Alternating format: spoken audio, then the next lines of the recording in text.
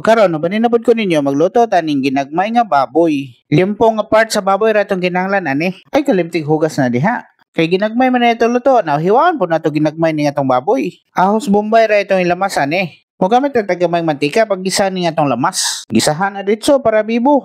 Ato po nga pilon o gisa ni atong baboy, taman ma-brown-brown agad po og gamay. Ini ka brown-brown gamay na, butang na itag paminta pababata. Ato di apilog gisa para magawas siyang aroma ba. Apilon po na ito gisa ni atong tomato paste, mix na nagtarong diha, taman mapuwan ni tanan atong karne. Dire na ito mukhag pampaparat sa atong toyo, butangan po nila ito gamay nga oyster sauce. Para saucy.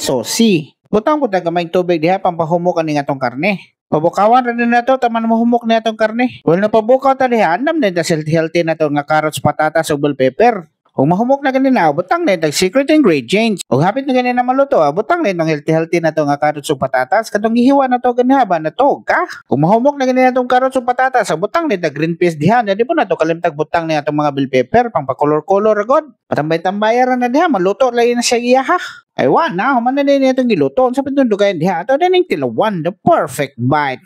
Lamay kayo. Di po na ito kalimtag tilaw na itong mga healthy. Umarugod po to. Salamat sa pagtanaw. Binatams up sabi.